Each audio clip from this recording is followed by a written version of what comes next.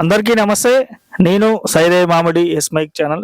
తెలంగాణ రాష్ట్ర వ్యాప్తంగా మున్సిపల్ ఎన్నికల నామినేషన్ ప్రక్రియ కూడా పూర్తిగా ఖరారైపోయింది. అభ్యర్థులందరూ కూడా హోరా ఊరిగా ప్రచారం కొనసాగిస్తున్నారు. ఈ సందర్భంగానే తెలంగాణ రాష్ట్రం సూర్యాపేట నియోజకవర్గం సూర్యాపేట పట్టణంలో 13వ వార్డుకు సంబంధించి బానోతు జాను నాయక్ పార్వతి గారు పోటీ చేసినారు. ఈ సందర్భంగానే వారితో మనం మాట్లాడించే ప్రయత్నం చేద్దాము. అన్న నమస్తే. నమస్తే అన్న. ఈరోజు 13వ వార్డు గ్రామ ప్రజలకు నా యొక్క కృతజ్ఞతలు. ఈరోజు మన కేసీఆర్ చేసిన అభివృద్ధి పనుల గురించి అందరికి తెలిసిన విషయమే. ఈరోజు రైతు బంధు కానీ ఇచ్చిన పింఛన్లు కానీ అలాంటి ఏం రావట్లేవు. ఆయన చెప్పిన అన్ని అబద్ధాలు. ఈరోజు మా అభివృద్ధి దాత జగదీష్ రెడ్డి గారి నాయకత్వంలో మా 13వ వార్డు కౌన్సిలర్గా పోటీ చేస్తున్నటువంటి బానోత్ పార్వతి గారికి, జాన్ నాయక్ గారికి నా యొక్క కృతజ్ఞతలు. మన 13వ వార్డు గ్రామ ప్రజలకు కోరుకున్నది ఒకటే. నేను ఇక్కడ సమస్యలు మనకు 13వ వార్డులో చాలా సమస్యలు ఉన్నాయి. ఈది దీపాలు కానీ మన డ్రైనేజీ కానీ రోడ్లు కానీ అలాంటి సౌకర్యాలు చాలా వెనుకబడిపోయినాయి. కాబట్టి ఈరోజు మన అభివృద్ధి దాత మన జగదీష్ రెడ్డి గారు నువ్వు మంచి పనులు చేస్తావు కాబట్టి మీ ఆశీర్వాదాలు కావాలని చెప్పేసి ఇంకొక ముందు పోయే రోజుల్లో ఈ రోజులో అంజనపూరి కాలనీ కానీ, మానస నగర్ కానీ, వెంకటేశ్వర కాలనీ కానీ, గాంధీనగర్ కానీ, భాషనేతండ కానీ కొన్ని రోడ్లు ఇంకా కాలేదు. మా అభివృద్ధి దాత జగదీష్ రెడ్డి గారు అంజనపూరిలో, మానస నగర్లో, వెంకటేశ్వర కాలనీలో మంచి రోడ్లు కానీ డ్రైనేజీలు చేశారు. దయ ఉంచి 13వ వార్డు గ్రామ ప్రజలకు నేను కోరుకున్నది ఒకటే. ఇక్కడ భూ కబ్జాదారులు ఉన్నారు, వాళ్ళు మళ్ళీ వచ్చి మాకు ఓటు అడుగుతున్నారు. ఇది 13వ వార్డులో వాళ్ళకు సిగ్గు చేయట్లేదు ఇంకా. కాబట్టి మీరు దయ ఉంచి మన 13వ వార్డు గ్రామ ప్రజలు అందరూ మీరు ఆలోచించి ఓటేయవలసిందిగా కోరుకుంటున్నా. ఈ టిఆర్ఎస్ పార్టీ అనేది చాలా మంచి పార్టీ, అంతా అభివృద్ధి చేసే పార్టీ. ఈరోజు మన సూర్యాపేట శాసనసభ్యులు జగదీష్ రెడ్డి గారి ఆధ్వర్యంలో మన సూర్యాపేట సస్యశ్యామలమైంది. మన మున్సిపాలిటీ 13వ వార్డు గిట మన జగదీష్ రెడ్డి గారు ఎట్లా చేసిరో ఇదే 13వ వార్డు గిట అట్లా నేను చేసి చూపిస్తానని చెప్పేసి మన 13వ వార్డు గ్రామ ప్రజలకు నేను తెలియజేస్తూ ఈ అవకాశం ఇచ్చిన 13వ వార్డు గ్రామ ప్రజలకు కృతజ్ఞతలు. ఎట్లా స్పందన వస్తుందన్న? ప్రచారం చేస్తున్నారు కదా, ఇంటింటికి ప్రచారం చేస్తున్నారు కదా, ప్రజల నుంచి మీకు ఎలాంటి స్పందన వస్తుంది? ఈ రోజు మేము స్టార్ట్ అయిన కాడ నుంచి ఎక్కడికి పోయినా మంచి బ్రహ్మరథం పడుతున్నారు, మంచిగా ఉన్నది. అన్నా మీరే ఉండాలన్నా, చాలా మంచి పనులు చేసేవాళ్ళు మీరు, మీలాంటి వ్యక్తి మాకు కావాలని చెప్పి ఎక్కడికి పోయినా మంచి స్పందన వస్తుందన్న. అంటే కాంగ్రెస్ పార్టీలేమో మేము అధికారంలో ఉన్నామని చెప్పేసి వాళ్ళు భరోసాతో ముందుకు వస్తున్నారు. అండ్ బీఆర్ఎస్ పార్టీ ఏ భరోసాతో ప్రజలు ముందుకు వస్తున్నారు? ఈ రోజు కాంగ్రెస్ పార్టీ అన్ని అబద్ధాలు చెప్పి, మోసపూరిత మాటలు చెప్పి మా జనాన్ని మగ్గబెట్టే తప్ప వాళ్ళు చేసేది ఏం లేదు. ఇప్పుడు ప్రజలు మన సూర్యాపేట జిల్లా వాసులు చూస్తూనే ఉన్నారు కాంగ్రెస్ పార్టీ వాళ్ళు ఏం చేస్తున్నారు అనేది. టిఆర్ఎస్ పార్టీ ఈ రోజు ఎన్ని అభివృద్ధి పనులు చేసింది, అన్ని పనులు చేసింది టిఆర్ఎస్ పార్టీ. కాబట్టి కాంగ్రెస్ పార్టీ నమ్మే రోజులు పోయినాయి, వాళ్ళకు తరిమి కొట్టే రోజులు గిట్ట వచ్చినాయి. కాబట్టి ఎక్కడికి పోయినా జనం మళ్ళీ టిఆర్ఎస్ పార్టీ కావాలి, కారు గుర్తే కావాలని కోరుకుంటున్నారు. మీరు లాస్ట్ అండ్ ఫైనల్ గా మీ యొక్క 13వ వార్డు ప్రజలకు ఏం చెప్పాలనుకుంటున్నారు? మా 13వ వార్డు గ్రామ ప్రజలకు నేను చేయవలసిన సేవలు చాలా ఉన్నాయి. డ్రైనేజీ గానీ, సిసి రోడ్లు గానీ, ఈది లైట్లు గానీ, పోతే రేషన్ డీలర్ షాప్ గానీ ఇలాంటి పనులు చేయాలని ముందు పోవాలని కోరుకుంటున్నాను. చెప్పండి మేడం, మీరు ఇప్పుడు ఒక మహిళగా 13వ వార్డు నుంచి టీఆర్ఎస్ పార్టీ నుంచి పోటీ చేస్తున్నారు కదా, మీకు ప్రజల నుంచి ఎలాంటి స్పందన వస్తుందమ్మా? మంచినే వస్తుందండి.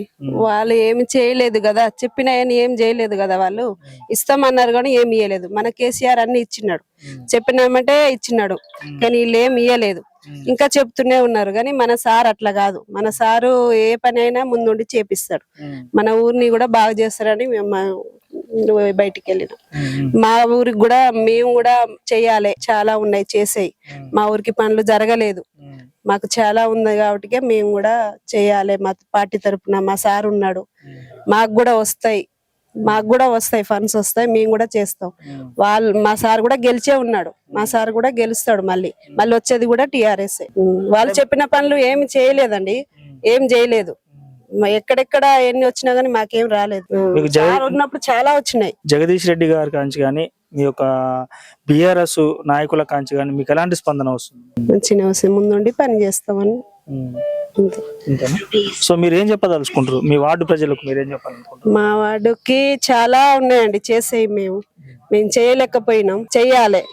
మేము రేషన్ లేదు మాకు ఇక్కడ, ఫస్ట్ రేషన్ పెట్టియాలి. మాకు ఒక కమిటీ హాల్ లేదు, మాకు పింఛని కూడా పాపం జనాలు చాలా ఇబ్బంది పడుతున్నారు. రోడ్ల మట్టి నిలబడటం కూర్చోటం అయితే దానికి కూడా ఒకటి ఆఫీస్ కట్టించుకోవాలి. ఫ్రీ వాటర్ కూడా మేము పెట్టించుకోవాలి అని చేయాలి. మురికి కాలువలు, లైట్లు చాలా లేవు. మా పిల్లలు ఆడుకోవటానికి లేవు. రోడ్లు కూడా సరిగా లేవు. అందుకే చెట్లు కూడా సరిగా పెట్టుకోలేదు రోడ్ల మట్టి మాయి.